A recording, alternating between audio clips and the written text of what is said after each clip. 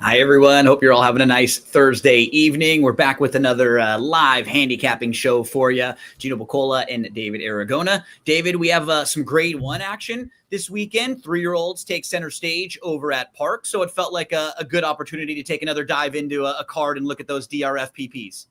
Yeah, it's the final opportunity every year for the Breeders' Cup for the 3-year-olds to get that shot to race against their own age group. Don't see the 3-year-olds try the older horses too much before Breeders' Cup Day, so Pennsylvania Derby Day is an attractive spot for a lot of connections, and both the Cotillion and the Pennsylvania Derby, they attracted some pretty nice fields this year. We'll work our way there. Those will be races 13 and 14 on a 15-race all-dirt card on Saturday over at Parks. We'll probably start off in race 9 and work our way through, spend a few minutes on some of their undercard races along the way. But we'd love to hear from all of you out there. If you have any questions, if you have any selections or any comments on the races we're talking about, we'll be going through the past performances. And if you have a drink, feel free. I know our producer, Lucia, put up a poll and asked, what should we be drinking tonight? Rum and Coke won, so I mixed myself up a little Captain and Coke to make the viewers happy. Hopefully, David, we can make them happy with a few winners. So you want to start in race number 9? Let's start with race number 9. I got my PPs here. If our excellent producer, Lucia, right on top of it, pulling them up for us. Okay, so first stakes race on this Mammoth 15 race card is the Grade 3 Greenwood Cup going the 1.5-mile distance. And I don't know, Gino, of the stakes races, as I glanced through this one, I kind of found the least opportunity to get clever here. Completely the two agree. morning line favorites, they look pretty legitimate. Yeah, I like horses. I don't have a template for any type of way I wager or the way like horses I play. But generally, when I see a horse like Digital Ops, who is a horse who was at one point really highly regarded, and then they get to like a marathon distance and they start to show a little bit of improvement there, I like horses that are like that. And I think this horse might have found a home. He has really good speed, and he's a horse who comes off of a losing effort to a horse named Parchment Party, who was the heavy favorite that day at Saratoga in the Birdstone, David. Just look at the last couple races he exits. I think they're pretty solid. The speed figures are solid. He has inside speed. So I like a lot about him in this spot. He's going to be a short price. I am actually concerned that there might be a couple other horses that could push him a little bit on the front end too. I just couldn't really get all that creative in here. I did want to ask you about one horse that you know pretty well, though. At this point, 7 years old, would you say that maybe Repo Rocks is like a little beyond his best? Because this is a horse who a year or two ago would have probably been really tough in a spot like this. I mean, even in his prime, I don't know if Repo Rocks is the kind of horse that wanted to win a graded stakes going 1.5 miles. This is kind of an odd spot for him to show up. But I mean, look, it's been a very long time since he earned those gargantuan speed figures. I mean, scrolls pretty far down his PPs to find the 109 and the 111 that he earned in early 2023 at Parks when he was at his peak form for Jamie Ness. And look, it's not like he's completely fallen apart in the last couple of seasons. He's actually relatively consistent. He's just not the kind of horse that ever gave me the confidence that he would want to go this far. I mean, I tried him going 2 turns, I think once at Aqueduct, and he just spit the bit. He didn't want to do that. So I'd be surprised if he's as low as 4-1 in this race, but if he's even twice that price, I'm not interested. Just when we were talking it out too, it feels like the trip should be really solid for the 4 in here. The horse who was the recent winner at Saratoga, that was the first start in about 7 months too. So you feel like this horse may even have an opportunity to step forward a little bit off of that, and still lightly raced with some upside in a field where there are horses like Repo Rocks, and you have horses who have been running for a little while, a couple 7-year-olds, horses that are a little bit older. This one feels like real upside.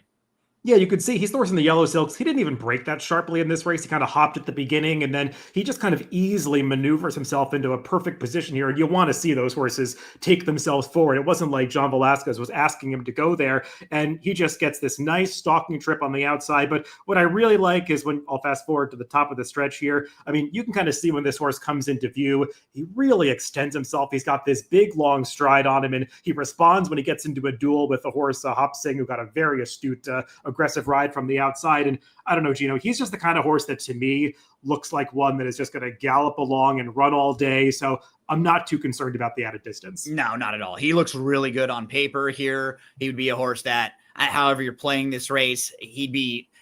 That's why I just don't know how much I would get involved in this type of a race, because I do think he's a very deserving short price, and I think he should be favored in here. We got Luke, who says hello, and Luke likes digital ops for sure. We just talked about that one as a major player. Nice to hear from you. He said almost beating Parchment Party last race, and that's a horse who's in good form. David, can you pull up the chart on the digital ops race, and we can take a look at Parchment Party last time, who defeated him? That's who Luke was mentioning, and yeah, horse who's in really nice form right now. And a horse who I think is reportedly going over to the Melbourne Cup to try that 2-mile race down under. We'll see if he handles that. This is a total aside. I do like Parchment Party getting back on the turf. He had ridiculous trips in both of his prior turf races. That doesn't matter for Saturday at Parks. But as for digital ops, I mean, Gino, it's funny. I was talking to a friend after I saw that this horse sold for $400,000 at auction. I think back to one of the owners that originally had him, but like maybe they bought out a partner. But just the fact that he went through the auction ring for that much money at the end of last year, I was kind of wondering, like, where the heck is this horse going? I think I said to that person, like, maybe he'll win the Greenwood Cup, because striking out seems like the only thing he could do, because he's got that speed that'll just carry all day. We'll see if it's successful here, but I agree. It's just kind of hard to look past these two favorites. That one from Pierre that was asking about the Tapiture progeny at this type of a distance here. That was, if you're asking about this race. For Repo Rocks. Yeah, for Repo Rocks. Yeah, you can actually look that up in Dira Formulator. We do a sire chart where we break down how the progeny do in all sorts of situations, and I can scroll right on down. You could see marathon distances, which we generously designate as 1.25 miles or over. Just 1 for 24. So Tapiture has not been lightened up going these extended distances. Good question, and that's what's so nice about the Formulator past performances and those all-access PPs. They save you so much time as a handicapper when you're not having to get a bunch of different tabs open. Just what David did. Boom. Goes right to that, looks up some pedigree information, and then we're 2 clicks away from watching a replay or pulling up another chart if we want to. Anything else you want to mention in this race, David? No, I think we're ready to move on to the next race, which Yep. I don't know if it's that much more interesting, but it is a larger field. That's race Yeah. 10, the Liberty Bell. This one's going the 6.5 furlong distance for the fillies and mares. Mystic Lake is a horse that Safi Joseph Jr. Recently said he was going to take a more cautious approach. We saw him do this type of thing with Skippy Longstocking, right? He just is really good at picking out spots where this filly is going to be a favorite or contender. She's going to be really tough on paper. They took shots earlier in the year against Graded Stakes Company. She won one of those. Then she found Grade 1 Company a little too tough. And you can see since then, they've sort of dropped her down in class a little bit. She's been running in more listed stakes races at Lone Star, at Delaware, and she's just heavily favored and crushing. Then last time, David, at Charlestown, she had a very tough foe that she was dealing with, but she got way ahead of Vava early on, and Vava just didn't really fire, didn't really show up with the Vava best effort that we've seen some days. And Mystic Lake is really solid in spots like this. I think whenever I'm looking at races like this that are right, maybe low-level graded stakes or right below that, I always want to start with her because she's quick, she's really honest, and they've done a really good job finding spots for her. She's 10 for 19 overall.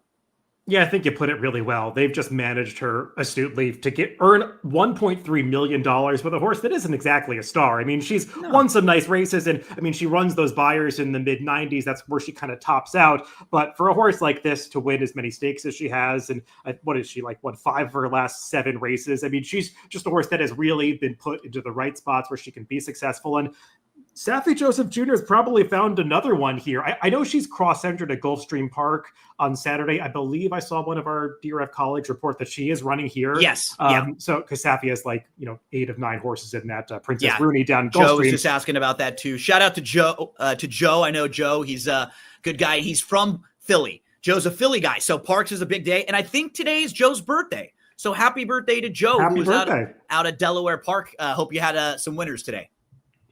Yeah, I mean, as for Mystic Lake, she last time in that Charlestown stakes race, I mean, it was a small field, as you said. She only really had one rival to beat. I mean, personally, I couldn't believe that the CAWs didn't make her the favorite in that spot because they love to bet speed. And it just seemed like the race was going to play out exactly as it did, where she had just this huge tactical advantage over Vava, who is a horse that probably on ability is maybe on par or slightly better than Mystic Lake, but Mystic Lake just had the perfect trip at Charlestown. And we'll see if she gets that trip again here, Gino. I'll pull up the Timeform US pace projector because it does have her in front. She's the number 8 horse. But there are others in here that want to be forward, especially the number 7, who's drawn right inside of her, Carmelita. I mean, that horse's one chance is probably to apply some pressure to Mystic Lake because I don't know if she's necessarily better than her on raw talent. But if she goes after her, I don't know if she's going to be able to put that foe away and still hold off some closers if the race comes apart. So I found it tough making her the main alternative. She is likely to be the second choice. Yeah. One horse that's a little interesting to me in here, David, is a horse who just had a very obviously bad start right outside of Mystic Lake was Factor Bella in her most recent race. She just sort of missed the break. And so I think you can probably just eliminate that race. If you're looking at her form prior to that, it's not bad. And she's the type of horse who might be able to sit a pretty good trip if there are a couple speeds that hook up. She's 8-1 on the morning line. I think she probably will be in that 6 to 10 to 1-ish range or so. She would be a horse that I'm a little bit intrigued by in here. Just because she just had a no chance trip last time out and playing her form back in June, July, even in May. She had a string of 5 or 6 pretty solid races in a row. Yeah, she got really good for a couple of starts there at Monmouth. So we'll see if she can recapture that form. I agree. Maybe the start last time was a legitimate excuse. I personally didn't watch it. I could pull it up now, but I think we're going to move on from this race soon. Yeah. So we'll see if the race comes apart a little bit. I like that she's at least shown some of that improved tactical speed, and she has drawn well outside of those 2 pace rivals. So at least she's not going to take some of that sandy kickback that you sometimes see horses struggle with at Parks. And by the way, thank you to Sean for confirming that it was Mike Welsh who reported that Mystic Lake will be going in this race instead of the one down at Gulfstream.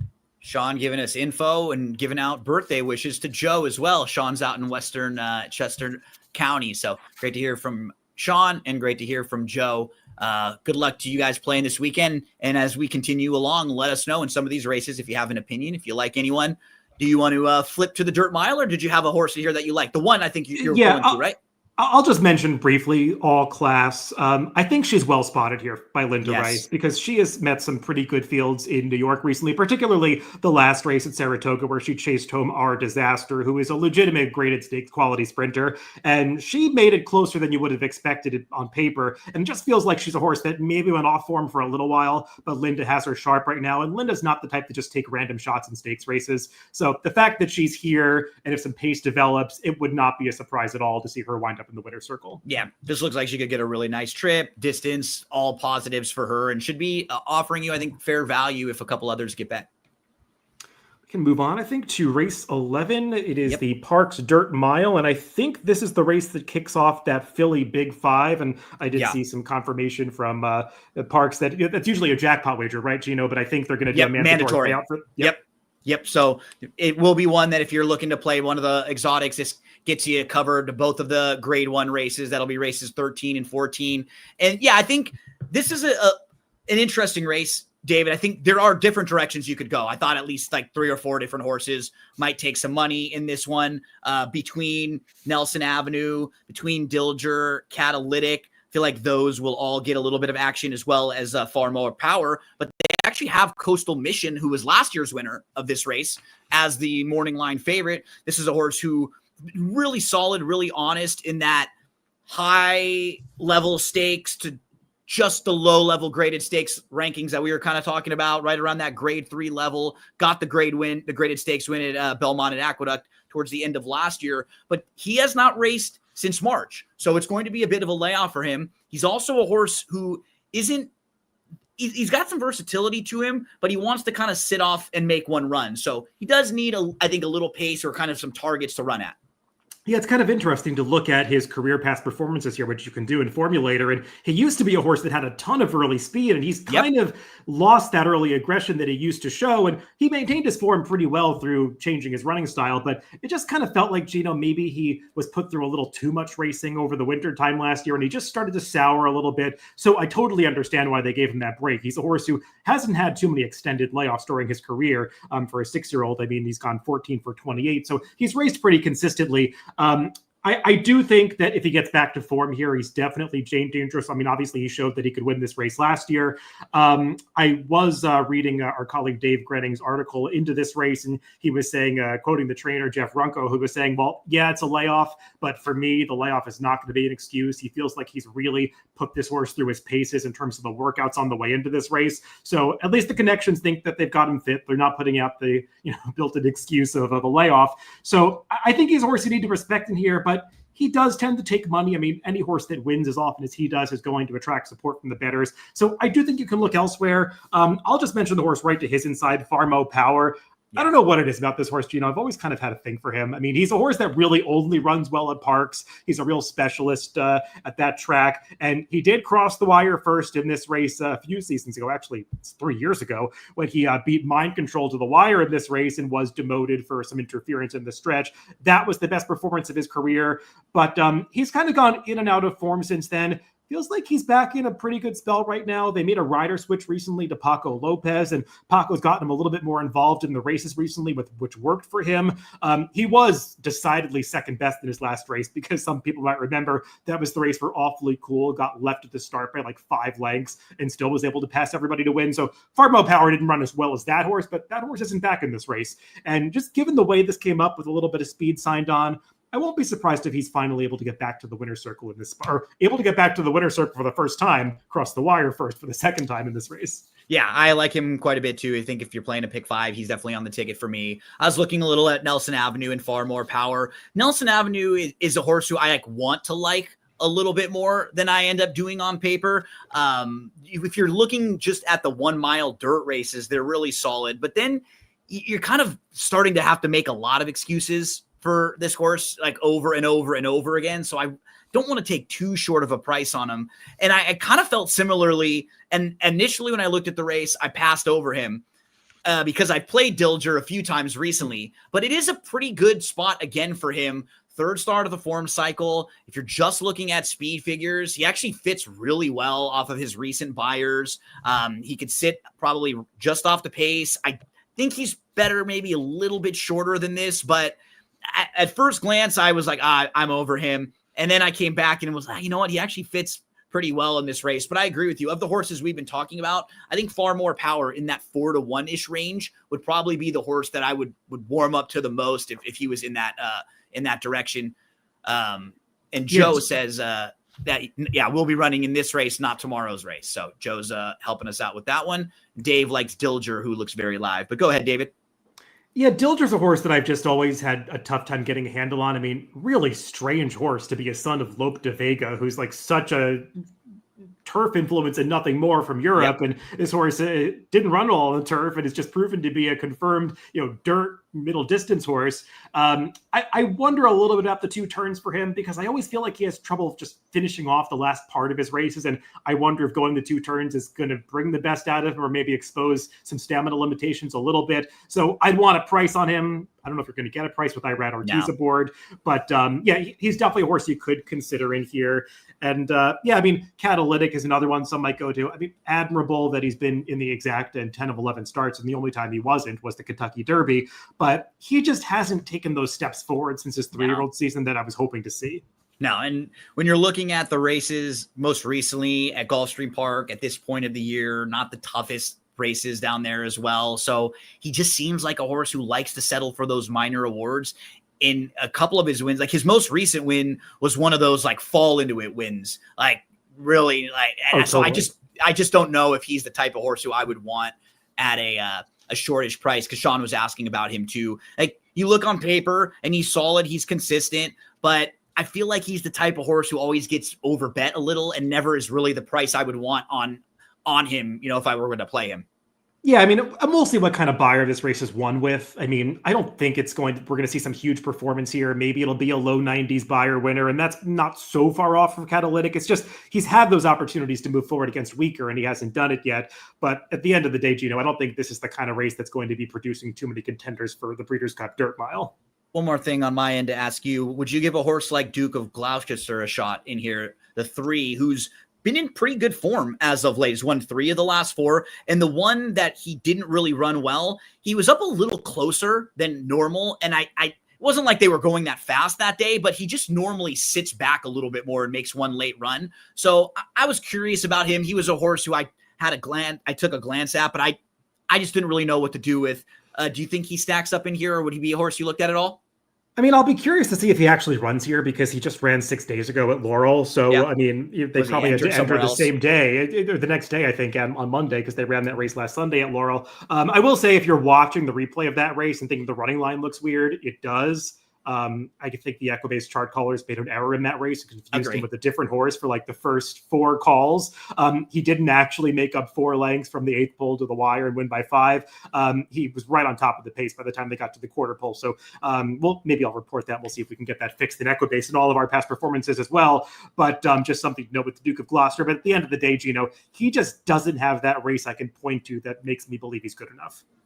Anyone else in here you want to mention, or anything else you want to hit on? We're going to have a lot to talk about as we move on to the late pick 4. So why don't we proceed on to the next one, which is the Grade 2 Gallant Bob, as we got the 3-year-olds in action here. And these will be going 6 furlongs, and pretty intriguing, Gino, to see Bob Baffert obviously sending over a horse for the Pennsylvania Derby. That's not a big surprise, but that he also put Barnes on the plane to contest this Grade 2. And this horse is a bit of an enigma, to say the least. Yeah. He was the early Bob Baffert horse that everybody thought was going to be the big horse this year. Baffert sent him over to Churchill Downs. Then he wins the San Vicente, and he was favored over Journalism early on in the year in the San Felipe. And when you look back, he actually didn't run that bad that day. He actually had things the way he wanted, and Journalism went right by him. I remember everyone kind of feeling disappointing right after the race. Then in the Santa Anita Derby, he was not even really the prime Baffert horse that day, it felt like. And then he was gone for a while. He shows back up. I just mainly want to ask you, over under 3 to 5? What do you think? Because he's 2 to 1 on the morning line, but I think he's going to be an overwhelming favorite in here. Yeah, I did the race preview for this earlier in the week with our friend Scott Shapiro, and we were kind of wondering how much lower he would go than the 2 to 1, because it feels like he's going to take a lot of money at this race. I mean, he's just got such a speed figure edge, and he's coming out of one of the toughest groups of 3-year-old sprinters that we've seen assembled all year in that H. Allen Jerkins. So, even money, probably max. He could go lower than that. We'll see. I mean, Gino, do you worry a little bit about him going as short as 6 furlongs in this race? Sure. Because, I mean, he just barely got up going the 5.5 on debut at Churchill. And while I don't think he was ever going to be a Kentucky Derby distance horse, I mean, to me, somewhere between 7 furlongs and a mile is probably the ideal for Barnes. So I wouldn't be surprised if we don't see his very best effort going to 6 furlongs. Yeah, and like when you think about the shorter distances from him too, I know it's not always correlated this way, but he's not really like a flashy workhorse either. He's never really been that like all that impressive in the mornings. A lot of times his better stablemates would look a little nicer, like just look a little better in the morning than him too. It's just a weird, and it kind of feels like a weird spot. You know, Baffert's sending horses over, but it just feels like a soft spot for him. And as you pointed out, it's so hard when you're comparing his overall body of work to everyone else's because he's just faced such tougher company and been in much, much tougher races. But nothing with the horse like this would really shock me because he feels like he is a little tricky, or he's not maybe like mind wise. Maybe there's something off a little bit, but I mean, if he shows up with like a B- or C+ effort, it would be really tough in here for anyone else. Gino, you know I'm a masochist because I'm pulling up this HL and Jerkins replay. Oh, dude. A tough one to watch. But I do I do want to just show this a little bit because when you watch this race, I mean, I was watching it live. Obviously, I was rooting for Captain Cook, but I thought at this point, Barnes is going to win. Because Absolutely. He got a perfect trip up to this point. He peels out at the top of the stretch. You know, you always think a horse rallying outside is going to rally better than one coming up the inside like Patch Adams was. And he just never really picks up in the final 1/8 of a mile of this race. To me, he was just a little flat at the end. Now, yeah, he had the layoff to contend with, so maybe he just came up a little bit short at the end. But as you were alluding to, I mean, his workouts really like tailed off prior to that Santa Anita Derby. He did work well early in his career, but I mean, it seemed like he was working better into the Jerkins. We'll see if he can hold that form now after going back to California. I just think there are some things about this horse that make him a little bit too untrustworthy for me as one that's going to be as short of a price as he is. And Gino, I think you're probably going to get better than 5-2 on his main rival, Neo Equos. Now, I could go either way on him. I don't know if he's as naturally as talented. Well, I know he's not as naturally as talented as the best version of Barnes, but if that horse doesn't show up, it definitely opens it up to a horse like Neo Equos, and he's drawn outside the other speed. He's probably going to get a good trip. He likes the 6 furlongs. I mean, he's a very logical horse in this race. Absolutely. And at 6 furlongs, he'll have some punch too, which is what I like. He'll be able to finish a little bit more. So he's always been a really solid horse. You can just look through some of the races where he was outclassed, and those were the races when he didn't fire. And everything else, he's fired really, really well. I have no problem with him at all. I thought for me it was inside and outside if you're trying to beat Barnes, because I think so many people in this pick 5 are going to single Barnes. He's going to be the horse that just everybody leans on. So if you can beat him, you can find a way to beat him. You will really get rewarded. The one horse Retribution, David, is a little bit interesting because his overall form is pretty good. And I think that Maxfield race, if we can pull up the chart for that, was sort of an interesting race. I think it's come back kind of strong. Verifier, who won that race, didn't come back and run all that well, was almost eased in his next start. But unfortunately, we're going to have to bring up Captain Cook again, who was in there and came back and ran really well in his next start. We saw Smoke 'em Wicked come out of that race and also run really, really well to win his next start. Then, strangely enough, after the race after that, Smoke 'em Wicked almost got eased, kind of didn't really run well. But a couple of these horses in their next starts ran very, very well. And so I wonder if, maybe you look at the speed figures and it looks a little light. I think he earned a 79 in that race. But looking at the company, I mean, Captain Cook is the same horse that was just in front of Barnes, right? When we're kind of playing that common rival game.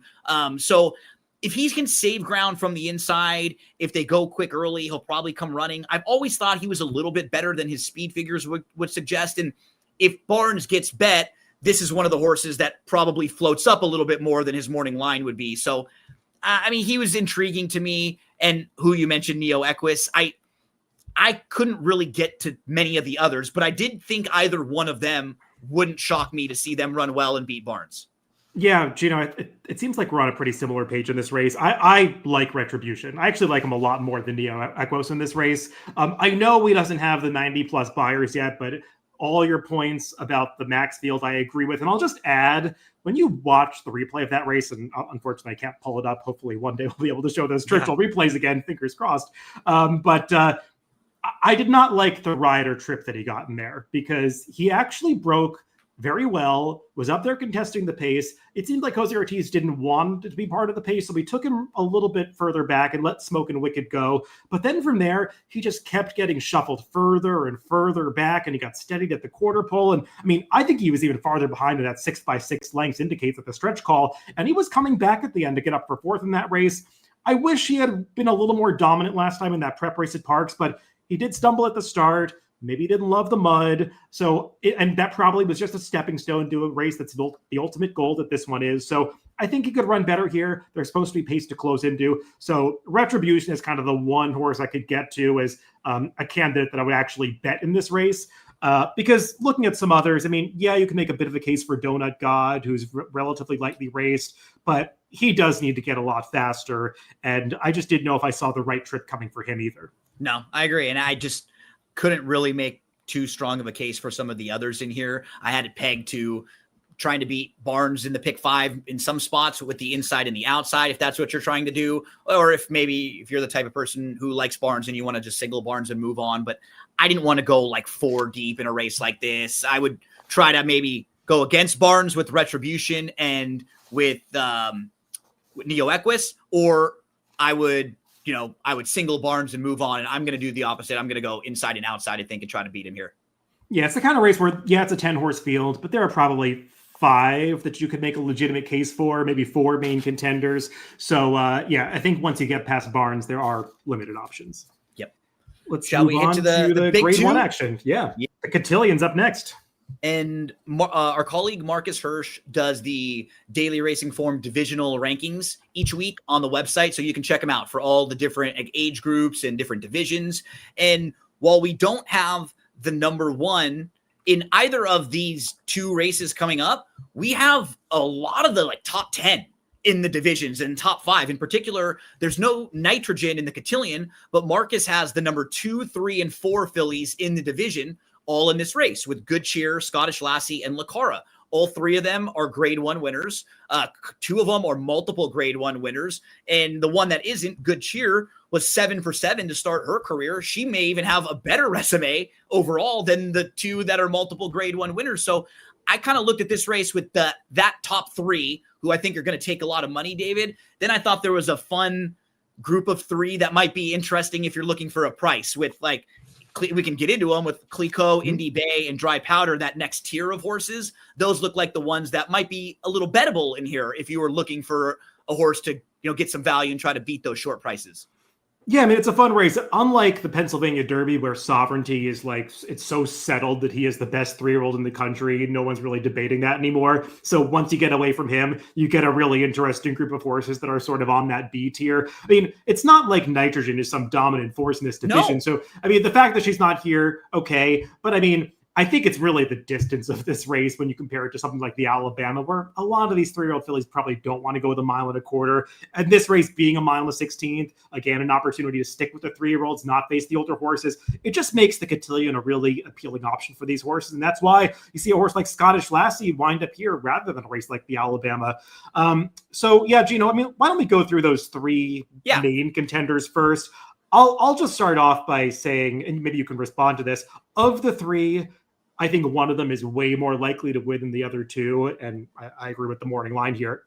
Scottish Lassie. I mean, she is just a horse that she's put forth a couple of truly brilliant performances in her career. Obviously, one came as a 2-year-old in that Frisette, and for a while that seemed like just a fluky effort. She didn't get back to it right away, but in retrospect, I think it's pretty easy to say that she just badly needed that return race at Aqueduct in May. She had kind of missed some workouts coming in there. They were using it as a prep, and it probably needed to be more of a prep than they even thought at the time. She improved so much in the Acorn, but again, just her second start of a long layoff, and that's a demanding ask for a horse that had been off for a while. And then it just kind of seemed like she reached her true potential last time in the coaching club.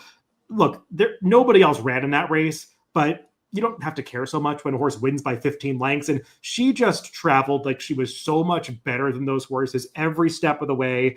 I don't think she's going to make the lead here because there's some other speed drawn outside of her, especially Lucara, but she doesn't strike me as a horse that needs the lead. And I had some concerns initially when they announced they were skipping the Alabama that maybe she wasn't working well. It took her a little while to work back after that coaching club, but I did watch one of her workouts recently, and yeah, she was just going in company with a 2-year-old that's still a maiden, but she just absolutely destroyed her workmate in that 113 drill back on September 1st, kind of looking like she had that same spark that we had seen from her before in the training leading up to the coaching club. And she's going to be a handful in this race. If everybody shows up with their A effort, she's the winner of this race. I think her ceiling is much higher than what the others will be. What the questions that I have, just poking holes in all of these horses at short prices with her, is I obviously don't always like taking the horse off of the big win last time out, right? That was the big victory. She wins by 15. She gets the ideal circumstances. There's no reason why she can't sit just off of the lead in here and get a really nice trip. But sometimes you're paying a little bit more for that off of that big victory. And then I with the trip, I do think she's fine sitting off. Like, I don't think she's going to want to just battle with Lucara in here.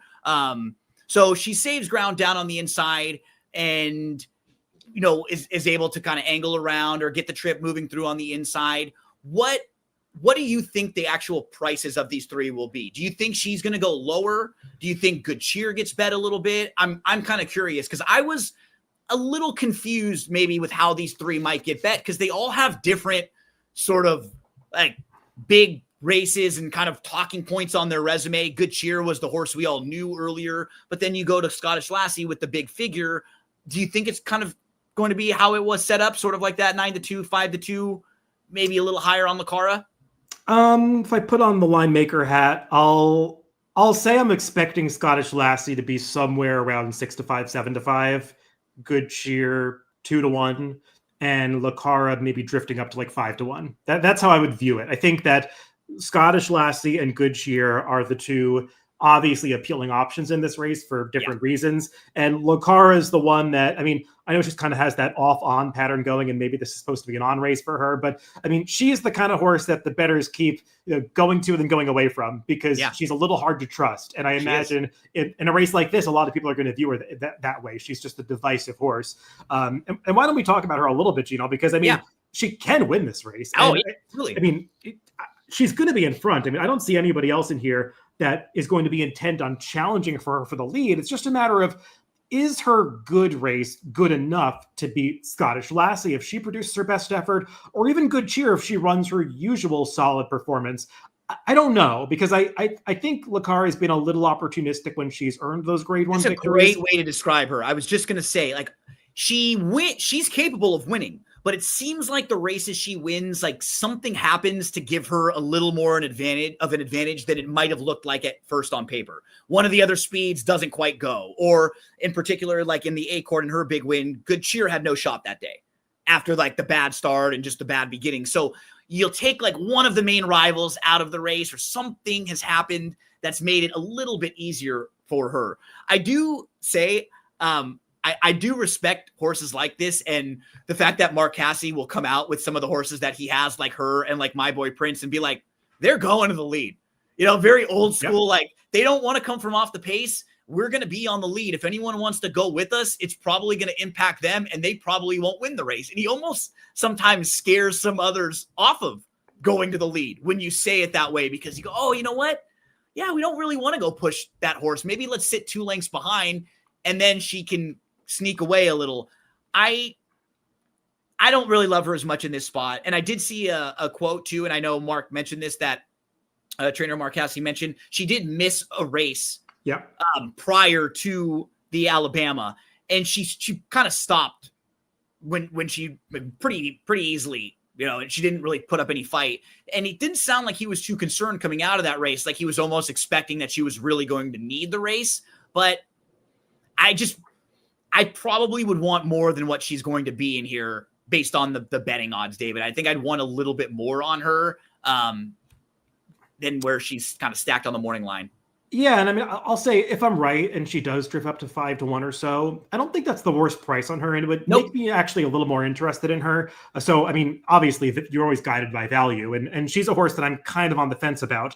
I will say, I do think that what Mark Casse said, I mean, obviously it's true. I mean, his barn was quarantined. She was supposed to run in the coaching club. She had to miss that race. The Alabama was just never the right race for her. She doesn't want to go 10 furlongs, and I think she showed it on the track. But, I mean, God forbid Mark Casse gives his horses a break for 3 months in the middle of a campaign. We love that about Mark Casse. He actually runs his horses in the big races, and he wanted to run this one more often. But I think it probably affected her more last time than it would this time, because this is the race that was always on the agenda for her. So I think she's going to run well in here. I just don't know if I think she's going to be good enough to win this race if a couple of others show up. But she's a horse that I'm not just drawing a line through. I think she's a horse that I'm leaving open in here. As for Good Cheer, I don't know, Gino.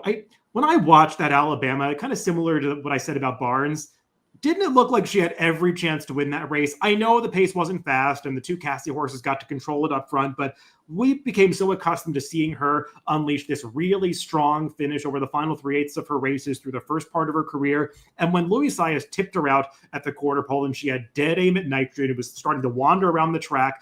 It just felt like, okay, Good Cheer is supposed to go by her. And she just never even really made a dent on the margin. And I just wonder if she's a horse that just is not taking those steps forward that you would have hoped she might have from early in the season. And it's funny, I never really was too high on her. She was always very good as a gambler. She was the type of horse who you're trying to beat a lot of times. I was, because her speed figures weren't overwhelming in a lot of spots, and others looked like they maybe could kind of jump up and beat her. And I thought her performance last time was fine. It was kind of solid. And I think I kind of by default had her picked on top, but even in doing some of the wagering strategy, we did a couple of wagers for the Sports Grid show with Scott Shapiro. I was trying to look for other horses that could be some value that might be able to sit the same type of trip that she sits. Because I feel like if Scottish Lassie gets beat, it's because she probably tries to go a little too quick early on with Lacara, and that horse is impacting her a little bit. Those two going too fast. She's down on the inside. She gets maybe stuck down inside, something like that. And on paper, I really do think Good Cheer should get every opportunity to run her race and kind of bounce back here. But I agree with you. Like, initially, I thought she's going to get there. And then late, it was a little flat again. And that's against a green horse who was zigging and zagging a little bit there late in the lane, nitrogen. So I respect her plenty. I like her body of work. I thought this was a really difficult handicapping race with those three, and it kept making me want to come back to try to find a little bit more of a price in the next tier of horses. I just don't know if those horses are quite good enough. I've never really loved Good Cheer all that much. I would say of that next tier, Clico, Indy Bay, Dry Powder, I think were the ones you mentioned. Is there one of them that you're looking to maybe break up this mix or break up the trifecta of the three favorites? Yeah, I think Indy Bay would be the one for me, just because there's a little bit of an unknown. We haven't seen her go longer than 7 furlongs, so curious what that will be like for her. She's on the upswing, and she was racing at Charlestown last time out, and I know it always doesn't play out this way, but if I had a horse that was going to be trying 2 turns and going longer for the first time, I like that she comes out of a Charlestown race where 7 furlongs there is actually 2 turns. So she kind of gets the complexion of a race she might have. The real question I ask with her, David, is what trip? Can she sit like 3rd or 4th? Because you sort of wonder and you project that if she's stretching out, she might be a little bit closer. And if she gets caught up and she's really close to Lacara and maybe Scottish Lassie early, I think that might impact her. But can she maybe sit 3rd or 4th, get the jump on a horse like Good Cheer, run really well? I think she's moving forward. So she, of those 3, would be kind of intriguing to me. Were there any of the price horses that you would look towards, or if you want to mention anything about Indy Bay? I would say I had trouble getting to any of the 3 that you just mentioned. For me, Indy Bay is the one I like the least. So sure. I mean, we love a difference of opinion. I just think she's a sprinter. And watching her races, and she got such a perfect trip last time in that Charlestown Oaks, and you're wondering about the trip she's going to get here. I don't know. I just don't see her taking that step forward. But I think she's going to be a price in this race, so I could easily be wrong about her. She just wasn't for me. I wish Clico's races were coming up a little stronger because she has been visually impressive. Yeah. I think the mile on the 16th is really just stretching her to the limit because in her races, like, she gets there with after 7 furlongs, and she really got to wandering in that Churchill race. She didn't quite put that Indiana Oaks away as convincingly as I wanted to see. I will say something interesting about the Indiana Oaks. That was a day where there was a lot of conversation about the way the track was playing at Horseshoe Indy. And you can easily look through the charts in Formulator to see the charts for every single race. You can watch the replays for every single race. And I think it was 7 of the 8 dirt winners were leading early.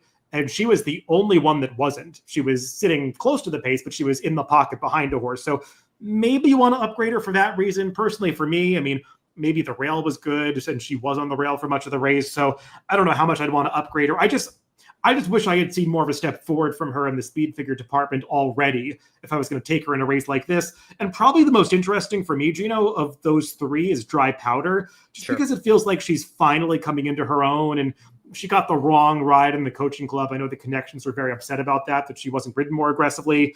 And she got the more aggressive ride from a wide post last time in the Catherine Sophia, and she was dominant winning that race. So again, I don't know how strong the Catherine Sophia was as a race overall. Obviously, the likes of Scottish Lassie and Good Cheer were in there, but it was a visually impressive performance. And I'm not going to be surprised when she isn't totally overmatched in this spot. And if you just eliminate the CCA Oaks on paper and you just put a line right through it, all of a sudden that form looks a lot better, right? She doesn't really have that many bad efforts.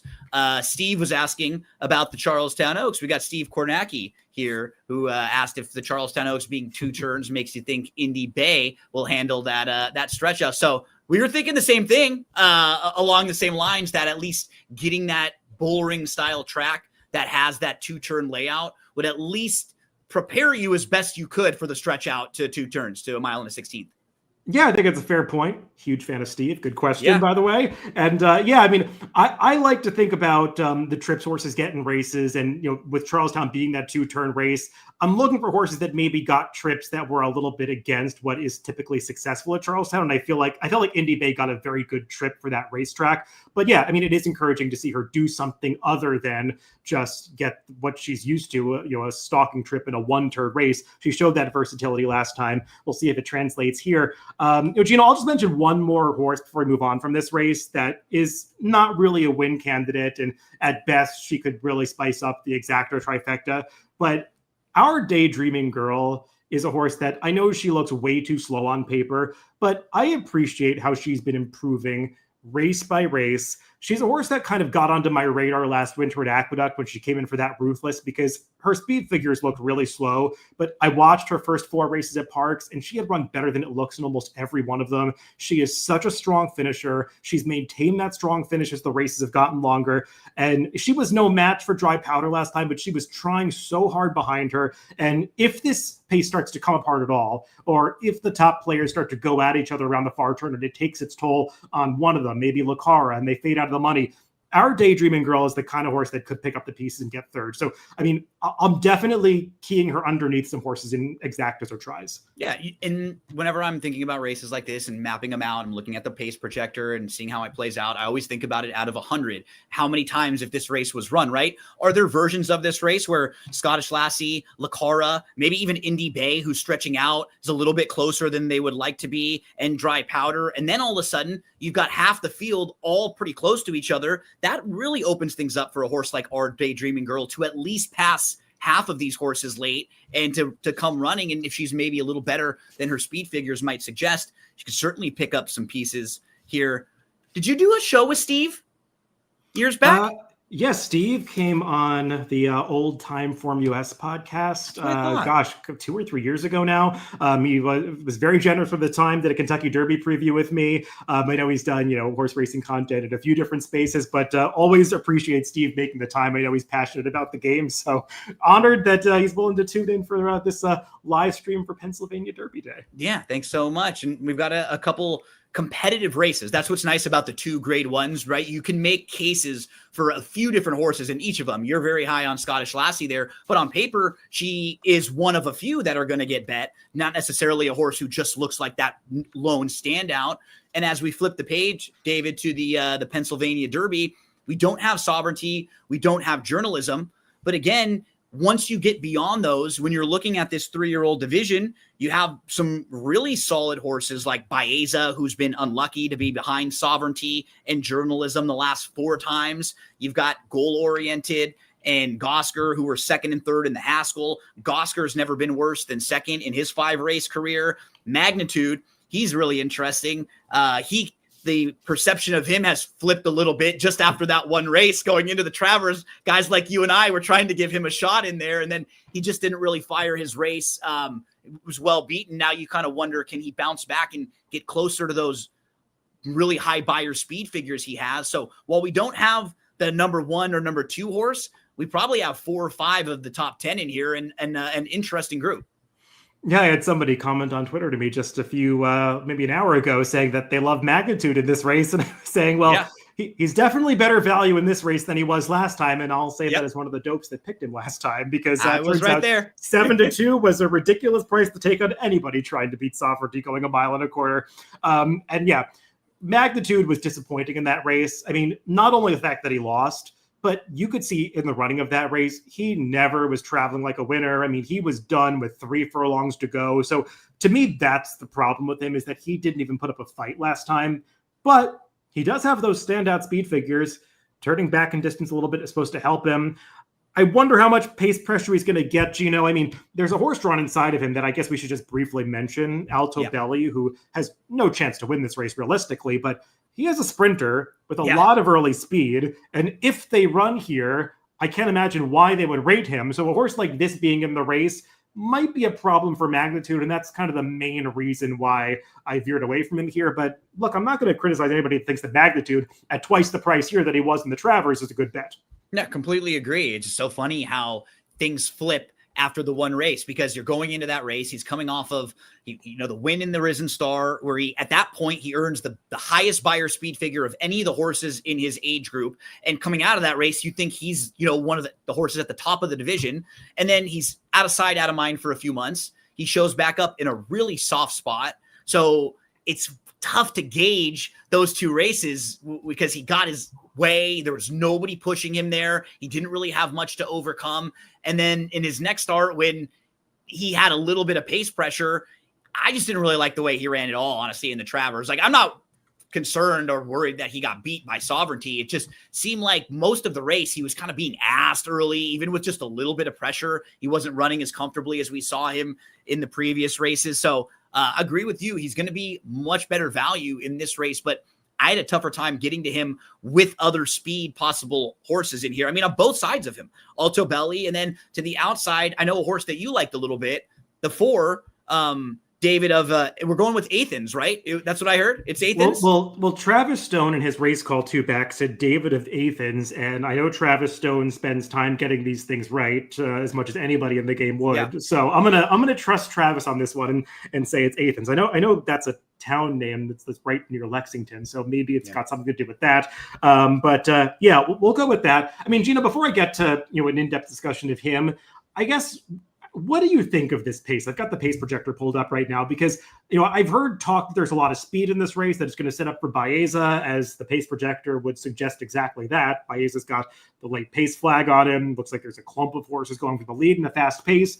Do you think it's going to play out this way, or do you believe someone's going to shake loose? Because I understand arguments for both directions. Yeah, I completely agree. If a horse like the 2, Alto Belly, is in this race and they just try to shotgun and open this horse up, and then it changes the complexion a little bit, I wouldn't be shocked if a lot of these horses are fine sitting off slightly. The horses that there are 3 that I do think want to go, and I think the connections of Mo Plex have said they want to try to let him wing it as close as possible. The 2 and the 3. So I think those are the 3 speed horses to wonder about if they battle it out.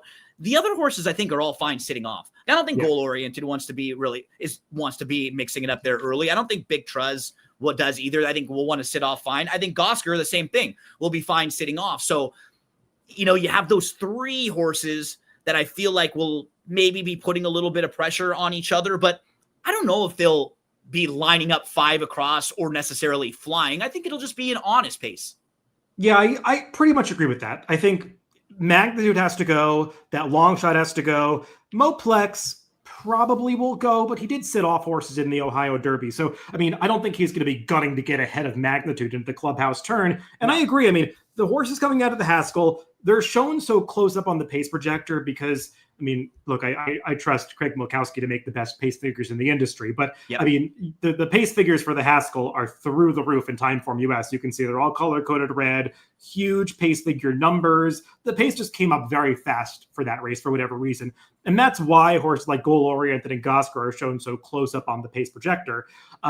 Do I think those horses need to be up there? No. And especially Gosker. I mean, Brendan Walsh was saying prior to the race, he thinks David of Athens could be a potential pace presser, but he expects Gosker to be back somewhere in mid-pack. So I think it's going to play more that way, and it's not going to be some mad dash for the front end. And I also don't think Baeza is a horse that needs to be way back getting a pace set up to have his best chance, because he's shown plenty of versatility in his races. And, you know, before I get to the horse I like, Gino, I mean, we should probably just focus on Baeza just a little bit, because I think he is squarely the horse to beat in this race. I know he hasn't won since that maiden victory, and he's kind of developed this reputation for picking up minor awards behind Sovereignty, but getting away from that foe against this field, he makes a lot of sense. Yeah, I completely agree. And honestly, he ran really well in the Jim Dandy.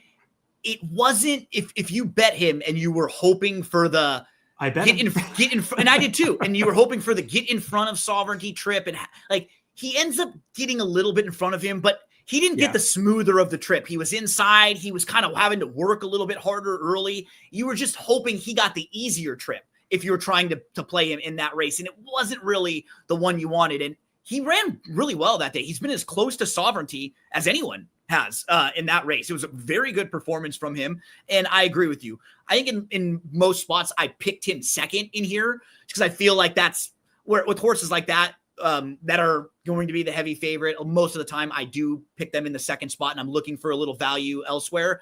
And because he's just still a non-winners of two, that he has that lone victory. So I wonder if you're looking to beat him on the win end, maybe this is the type of horse who, if he's a short price, you should, but he is absolutely on speed figures, on paper, based on company, the horse to beat. And I've always been a fan of him. It's funny for me when horses like this have their role flipped, because now for 4 consecutive races, he's been kind of the horse to bet.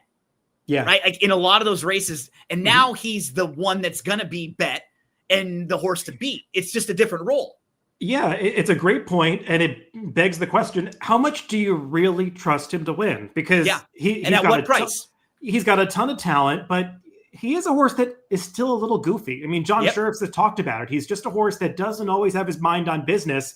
I mean, he never looked dialed in that Belmont Stakes, where he just put in a slightly dull effort for himself. And even last time in the Jim Dandy, when he was fighting all the way to the wire, but like in upper stretch, he was trying to lean into Sovereignty. He didn't quite keep a straight course, and Sovereignty maybe bullied him around a little bit, drifting in. But I mean, Baeza is a horse that there's just something in the back of my mind where I don't totally trust this horse to get the right trip that he needs. And it's not like he's got some huge margin for error against this field. So, Gino, I'll go on to the horse that I have some interest in here, the number 4, David of Athens.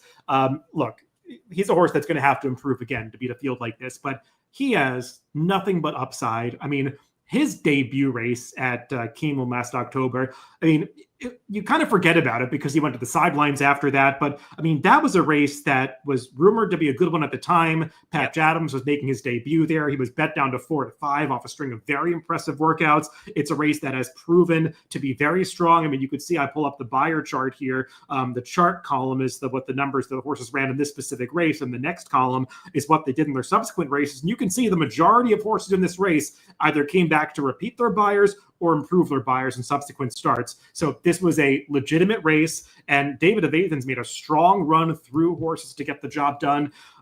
Look, he was off for a long time, obviously had a setback. He needed the return at Churchill. He broke slowly. It wasn't the right trip. I liked how professional he was when he stretched out to the mile last time at Ellis Park. The only thing I didn't like about that Ellis race, Gino, is that they put the front wraps on, which is not a move I see Brendan Walsh do that often. And I'll be interested to see if they're on again in the lead up to this Pennsylvania Derby. Obviously, that's not listed equipment by Equibase. You have to wait to see the horses on the track for that. But that never strikes me as a great sign when the front wraps start to go on. but I still like the performance, and he strikes me as a horse that can get added distance. And the one other thing I'll say is, well, Brendan Walsh has been explicit about the fact that he doesn't think Gosker is the most focused horse in the mornings. I was just going to ask you about this. I'm glad. Yeah, I watched the last workout with Yep. Gosker on September 12th, and David of Athens clearly outworked him, especially on the gallop out of that workout. So I think that just gives added confidence that this horse is doing well coming into this Grade 1 test. Yeah, I completely agree. I think he's the live price horse in the race. Absolutely. I think in all places I picked him in the 3rd spot. I think he's a major player. What trip do you want with him? Yeah, but Brendan Walsh was saying in the race advance that he thinks he's going to be forward in this race. And we'll see. I mean, if Magnitude and the long shot go, there probably is an opportunity for David of Athens to send a little bit, enough to create some separation, and then maybe Tyler can slot in behind those horses and get a good pocket trip. I think there'll be the opportunity for him to do that, especially if some others towards the outside are not so aggressively ridden. Because he obviously, we saw last time, he's got plenty of tactical speed, more than he showed in his first couple of starts. And the way that he's been training, he feels like a sharp horse coming in here. So I think he's going to be forward, and it's just a matter of whether or not A, he's got the talent, and B, the added distance really does work for him. So, I mean, those are two major questions. So I'd want a price on him. I mean, absolutely. If he's 6-1 in this race, I'm not interested anymore. But if he's 10-1, even 8-1, that's okay, and I'll take a shot with him at those prices. Yeah, the chat is active tonight. Nice to hear from Pierre. We hear from Luke. Mark Flanagan's in there too, and Mark sends us some positive. Nice to hear from Marks. Barry, my good buddy, the sniper out there. He says Baeza is a standout, only one with those triple-digit buyers. And we're hearing from Sean O'Neill and everyone. So keep sending in your thoughts as we finish up here with the Pennsylvania Derby. David, you caught yesterday. We were recording some of our DRF previews, our DRF TV video previews, and Ashley was talking about one time when she was crying, and I talked about one of the recent times that I was shedding tears, and it was because kind of all related to a horse named Gosker, who's I think a major player in here and one of the horses we could talk about next. And it's funny, as gamblers, we all have our like good stretches and bad stretches, and for me, I have always been this way, whether it be with horse racing, with football, with a lot of the stuff that I play. I go really hot and then really cold. And it's like brutal. Like I wish just for more consistency for myself overall with my, like the Maltese or some of the big horses that you're keying in on. Plenty of days where I'll have a winner or two with horse races that we preview. But a lot of the times the horses that I've been waiting for or focusing in on are just getting tough trips. I had a 43-1 shot run second. You and I, the other day at Del Mar on closing day, you and I were joking the day when we had those back-to-back horses. I think Captain Cook. Traverse Day. Yep. That was a tough one. And it's been, so for me, from November to April the 12th was one of the best 6-month stretches I've ever had in my life. And I say April the 12th because it's an important race, or it's an important date for a couple horses in this race. Gosker won the Lexington that day. You and I did one of the pick 5 previews that day. The first race in that late pick 5 sequence on Lexington Day was the maiden race that Big Truz won. And initially, when we were talking about that race, I didn't like Big Truz all that much, and you were kind of high on that horse, and so I elevated him. I ended up using him because I didn't have the strongest opinion in that race, and that I keep going back to that day because I won that day. I hit the pick 5 a couple times, I hit the pick 4 a couple times, but it was a very lucky day because I had Gosker, and then I had Schwazia, the horse in the next race, who should have gotten disqualified that day, didn't get disqualified, got left up. And I almost feel like that took a lot of my luck meter for the next 6 months. Like that was one that like took a lot of the lucky bobs for me, because if you look at my chat with my dad, David, there are like 75 photos that I'm on the wrong side of over the last 6 months and all those. And when Gosker shows back up, I get some good feels because that was one of my better days in a while on April the 12th. And I think he's solid in here. He's a logical contender. He makes sense. The question I would ask you about him, what type of price do you think is right for Gosker in here? Wow, Gino, you threw a lot at me there. I mean, I'm crying. I got my last 6 months, goods and bads, and take it away, David. I mean, as far as the price that's fair, I think I'm going to say like 5-1, because I don't love him in this spot, but I could see the trip working out for him and him taking the next step forward. I mean, I do have some concerns that he's not going to move forward off the Haskell, but he definitely is one of the contenders in this race. Circling back to what you were saying before, Gino, I mean, everybody listening knows it. I mean, this game can be really tough on you. I mean, you'll have some good days, but when you go through one of those slumps, whether it's a week or whether it's a few months, I mean, it really, weighs on you and just feel like you can't make any right decision. I mean, you might be between two horses. You feel like you always pick the wrong one. I mean, believe me, like going through this Saratoga meet, the first 7 weeks were like really good meet for me. I was had a positive ROI with picks and everything. And I went through an 0 for 50 streak with like 50 losing picks in a row the last week of the meet. It's just like, that is the worst way to end. I feel like, I messed the whole thing up. I mean, you really can, there's so much temptation in this game to be really hard on yourself. Yeah. And you just kind of have to remind yourself of like, things you did right, how much knowledge you have about this game, apply it the way you normally would. Don't change up your usual strategy. If you want, I mean, don't bet less, don't go chasing that rarely works out. Just try to make things simpler, play some win bets, just try to build your confidence back up. I mean, the same way a trainer who's got a horse that's banging its head against the wall against company that's too tough, maybe give yourself the class drop. Get a little confidence boost and then go from there. But it can be tough because I totally feel everything that you just talked about there. And I remember you had a really good day that Lexington day. Some very good opinions there. I mean, circling back to Gosker, I guess, Gino, as for the Haskell, does journalism not running as well as some people expected in the Pacific Classic maybe put a little bit of a damper on the enthusiasm you might have had for the Haskell in the moment? Because Gosker and Goal Oriented got career best buyers in that race, and Gosker, I thought, got a pretty good trip. Goal Oriented, I liked that he sort of took the step forward in the sense that once he got past, he actually battled back, something we didn't see from him in the Preakness after that melee at the top of the stretch.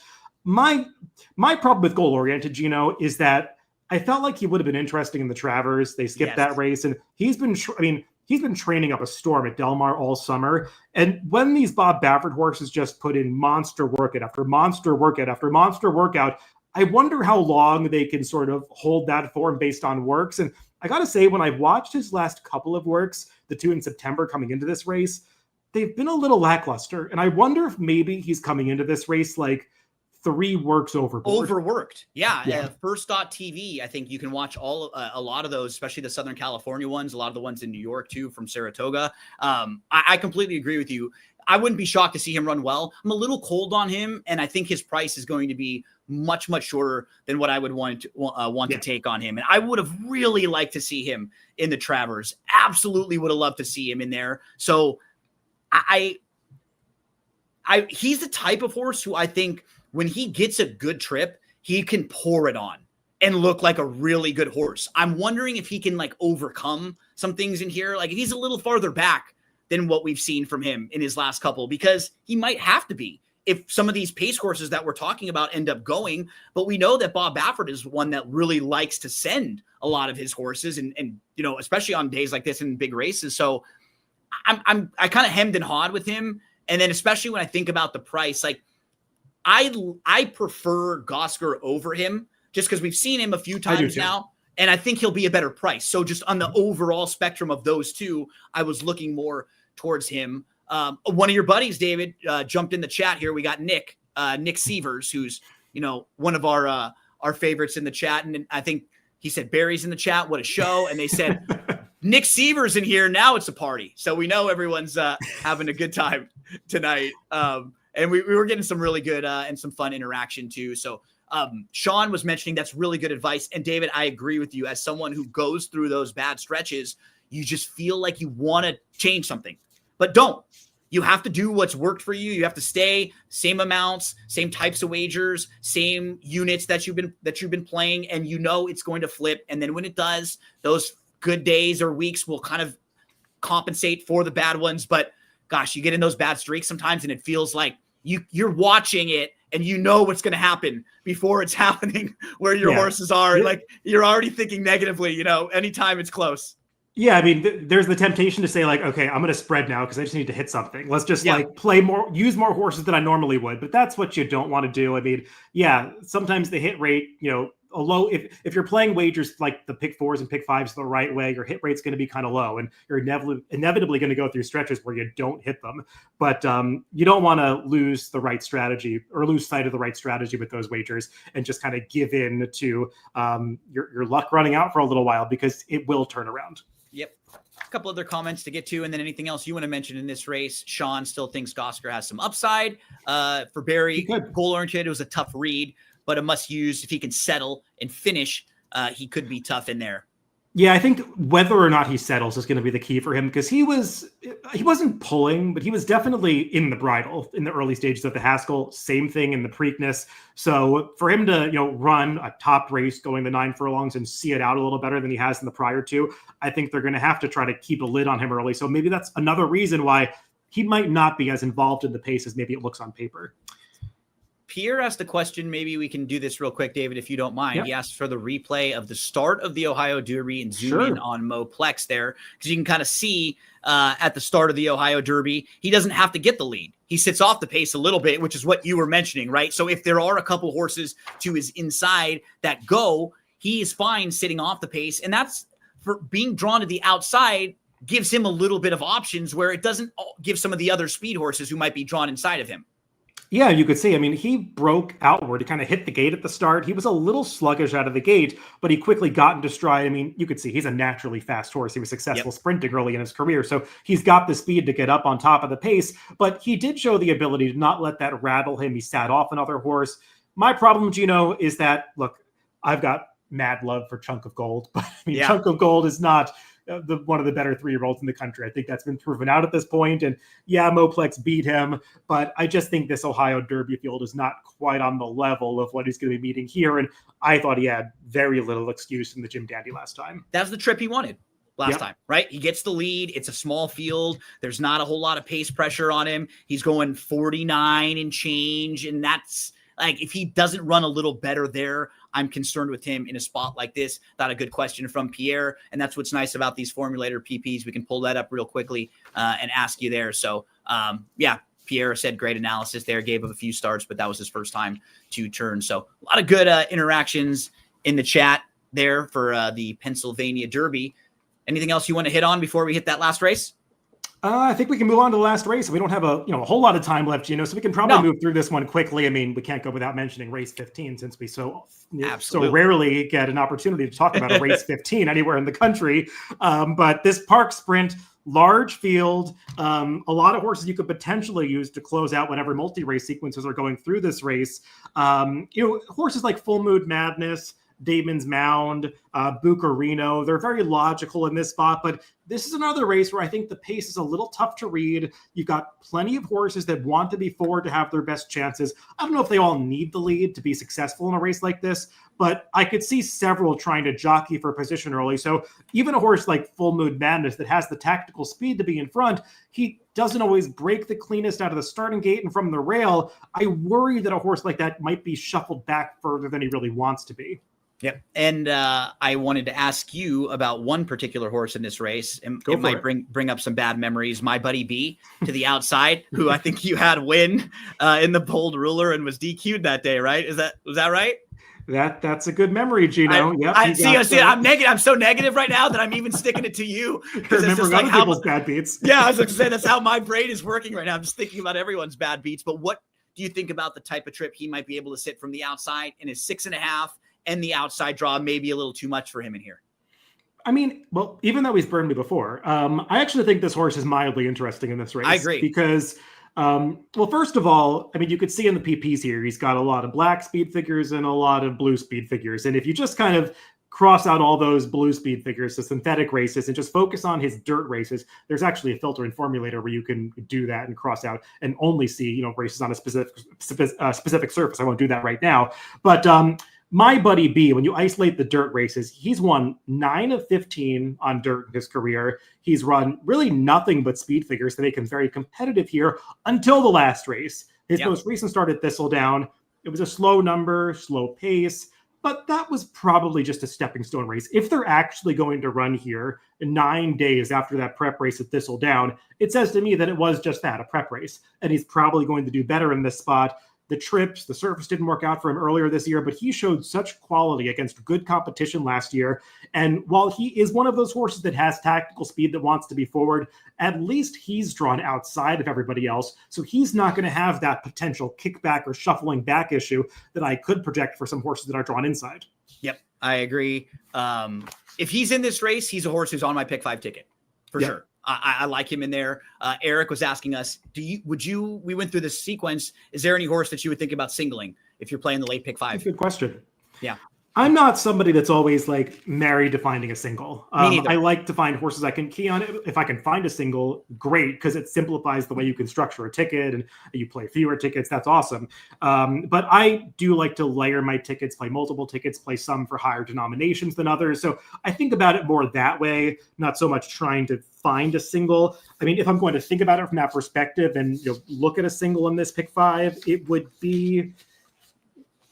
I'm just thinking about this for a second. As we go through. And a shout out to Eric. Eric helps us out with some of the sports betting stuff now on drf.com. So he puts up videos of like college football and NFL games because there's a new sports betting section. If you're on drf.com and you see the right top corner, bet on sports, you click on that and you can get a bunch of promos and offers for your sports book. Shout out to Eric. He's trying to help us get some winners with that money there, playing football, college, and the pros.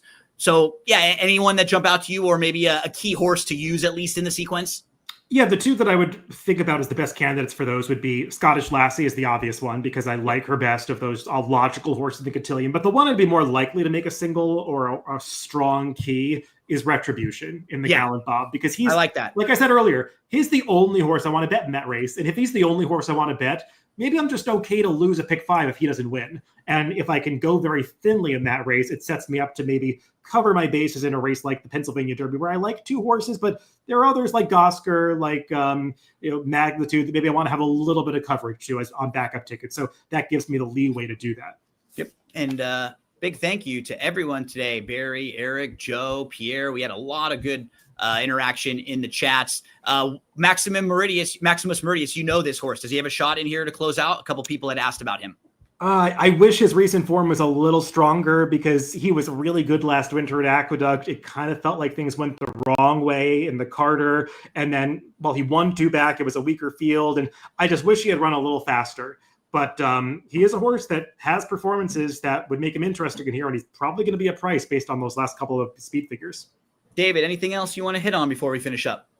No, I think we covered a lot of ground. I mean, if you guys do want a more in-depth look at this park sprint, earlier today I did a horse-by-horse preview with Ashley Mayu, so you can check that out. We did stakes previews of a lot of these races on the Daily Racing Form YouTube channel. But we like this format where we get to talk to you, answer your questions. It's great. I mean, it's interactive. We get to think about things from maybe a perspective we didn't consider already. And it's always, as we said, in past weeks, Gino, it's always useful to have a conversation with somebody else whose opinion you respect, because it just makes your opinion stronger to get it questioned by somebody else and think about things from a different perspective. Absolutely. I pointed out on one of the big recent hits that I had, it was a day when I didn't love a horse. You liked a horse. My opinion later in the sequence was really good. I like Schwazia that day. I like Gosker. I keyed around those horses, but I wouldn't have made as much money if it wouldn't have been you leading me to another horse. So I like the back and forth. This is what a lot of people do. I think the day right before they're putting in their pick 4s or pick 5 tickets, right? Yep. Or the night before they're handicapping with their friends. So yeah, when you're talking with other sharp people that you respect their opinion, they might lead you to things. And hopefully we led some of the folks out there to a couple of horses on Saturday over at Park. So David, it's been a pleasure doing these with you the last few weeks. And man, when you think about like the next 6 weeks ahead, next week we've got Santa Anita opening up, right? And I know Belmont and Aqueduct has a big Saturday as well with some of the stakes races. Then the following week, Keeneland gets into the mix, and then we're literally a month out from the Breeders' Cup. So it's going to be a fun 6 weeks ahead right now, leading into the beginning of November. It always is. A lot comes at you these few weeks before the Breeders' Cup, the final prep races, getting those fields set, a lot of talk about the different divisions, how they sort themselves out. So we'll look forward to do more of these because I think there are going to be plenty of interesting cards to talk about in the lead up to the Breeders' Cup. Completely agree. Big thanks to all of you out there. Thanks to producer Lucia for hanging out and having a drink with us on this Thursday night. Good luck to everyone playing the races this weekend.